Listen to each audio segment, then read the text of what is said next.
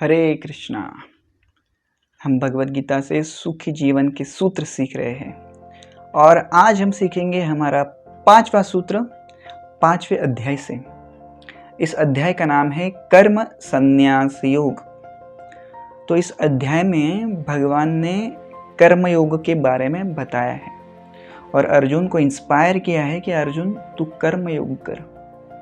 Right, you don't run away from your duties, you follow your karma, you follow your dharma and gradually आपका विकास होगा, आध्यात्मिक प्रगति होगी आपकी। Right, तो इस पर्टिकुलर अध्याय में भगवान ने बहुत ही एक सुंदर श्लोक कहा है। यह है भगवत गीता के 5वें अध्याय का 22वां श्लोक। ये ही संस्पर्शजा भोगा दुःखयोनय एव ते आद्यन्तवन्तः कौन्तेय नातेषु रमते बुधात्। तो बुधात् का मतलब क्या? बुद्धिमान व्यक्ति। न तेषु रमते बुधात्, तो बुद्धिमान व्यक्ति आनंद नहीं लेता किसमें? आद्यन्तवन्तः कौन्तेय, जो सुख का आदि है और जो सुख का अंत है। राइट, ऐसे सुख में बुद्धिमान व्यक्ति आनंद नहीं लेता। तो बेसिकली भगवान इस जगत के सुख के बारे में कह रहे हैं। राइट, अलग अलग प्रकार के सुख हैं, है ना। हमारी 5 इंद्रियां हैं, आँख, नाक, जिह्वा, कर्ण, हमारे कान और हमारी त्वचा। हम आनंद उपभोगने की कोशिश करते हैं इन सारे अलग अलग इंद्रियाओं से, isn't it? और जो आनंद हम लेते हैं, सुख लेने की कोशिश करते हैं, वो सुख कैसा है? आद्यन्तवन्तः, इस सुख को आदि है और इस सुख को अंत है। कोई भी सुख लो, राइट, इमेजिन करिए आप आइसक्रीम खा रहे हैं, आपको आनंद आ रहा है, परंतु इस सुख को आदि है। राइट, आप आइसक्रीम खाना स्टार्ट करते हैं तो आनंद आता है, परंतु जैसे ही आइसक्रीम खत्म हो जाता है आप कहते हैं और चाहिए था, isn't it? तो भगवान कहते हैं बुद्धिमान व्यक्ति ऐसे सुख में आनंद नहीं लेता जो खत्म होने वाला है, वो उस आनंद के पीछे रहता है जो कभी खत्म नहीं होता। आप कहेंगे ऐसा आनंद होता है क्या? हाँ, होता है। इस भौतिक जगत का आनंद कैसा है? शुरू होता है, खत्म होता है। कोई भी चीज लो, you take any example, you take any sense pleasure, उसका आदि है, उसका अंत है। तो भगवान कहते हैं बुद्धिमान मनुष्य ऐसे आनंद में सुख नहीं ढूंढता। राइट, यही संस्पर्श जब होगा, जो आनंद हमें स्पर्श से मिलता है वो एक दिन दुख देगा। राइट, जिस आनंद को हम इन इंद्रियों के द्वारा भोगने की कोशिश करते हैं वो आनंद एक दिन दुख देगा। राइट, एक कहानी के माध्यम से मैं ये चीज बताने की कोशिश करूंगा, ध्यान से सुनिए कहानी। तो कृष्णवेणी नाम की एक नदी थी, उस नदी के किनारे, ऐसे ये दक्षिण भारत में रामदास नाम का एक ब्राह्मण रहा करता था और इस ब्राह्मण का एक बेटा था जिसका नाम था बिल्वमंगल ठाकुर। राइट, तो शास्त्र अध्ययन किया था उसने और काफी अच्छा था वो बालक, और घर में भी काफी समृद्धि थी, पैसा था। अचानक एक दिन उसके माता पिता का निधन हो गया। इमेजिन करिए, किसी के माता पिता का निधन हो जाता है और उसके बाद बहुत पैसा है, क्या होगा? संगत अच्छी है तो अच्छा ही होगा, संगत बुरी है तो बुरा होगा, सिंपल है ना। तो उसकी संगत जो थी, उसके मित्र जो थे बुरे थे, उसको बुरी आदतों में डाल दिया। हर रोज शराब पीना, राइट, हर रोज नर्तन देखने जाना, डांस देखने जाना। राइट, जैसे आजकल कैसे डांस बार वगैरह होते हैं, उस समय भी कुछ होता रहेगा, तो वो जाता था हर रोज देखने के लिए। तो उस समय वहां पे एक युवती थी जिसका नाम था चिंतामणि। तो इस चिंतामणि की चिंता उसे हर समय सताती थी कि चिंतामणि चिंतामणि चिंतामणि मुझे चाहिए, चिंतामणि से मैं प्रेम करता हूँ। इस प्रकार से हमेशा चिंतामणि के बारे में सोचता था। सब कुछ उसने छोड़ दिया, हमेशा चिंतामणि के पास चिंतामणि के बारे में सोचता था। सुबह, दोपहर को, शाम को, रात को, एवरी टाइम खाते हुए पीते हुए चिंतामणि चिंतामणि चिंतामणि, राइट। और ये वो ख्याल रखता था कि मैं हर रोज कुछ समय चिंतामणि के साथ बिताऊं।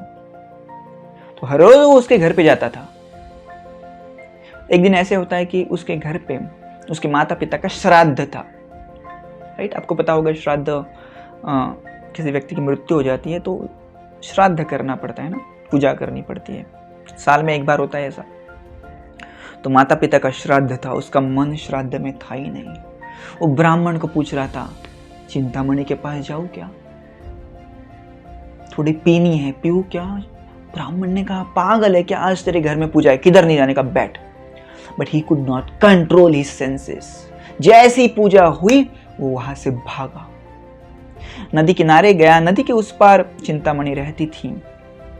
तो वो नदी को पार करने ही वाला था। एक बोट के द्वारा उस समय उसने देखा कि महाभयंकर तूफान शुरू हो गया है, नदी को बाढ़ आ गई है।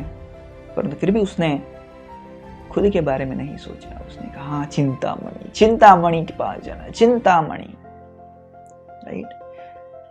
तो ये जो भोग लेने की हमारी इच्छा जो इतनी स्ट्रांग है कि मनुष्य किस भी चीज का विचार नहीं करता कि मेरा क्या नुकसान होगा, राइट।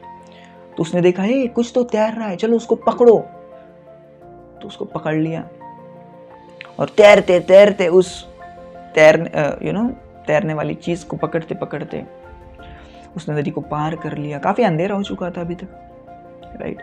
चिंतामणि सो गई थी, सब दरवाजा वगैरह बंद करके, और काफी बारिश हो रही थी। तो ये उसके घर के नीचे गया और जोर जोर से बजा रहा था, चिंतामणि दरवाजा खोलो। अभी बारिश आ रही थी तो चिंतामणि को आवाज नहीं आया। तो उसने देखा कि हे, चिंतामणि के घर के छत के ऊपर जाने के लिए एक रस्सी है, राइट। तो उस रस्सी सदृश दिखने वाली चीज को उसने पकड़ा, ऊपर गया और चिंतामणि के घर के अंदर घुस गया। चिंतामणि को उठाया, चिंतामणि में आ गया। चिंतामणि ने कहा, क्या, कैसे आ गए तुम, इतनी भयंकर बारिश में कैसे आए,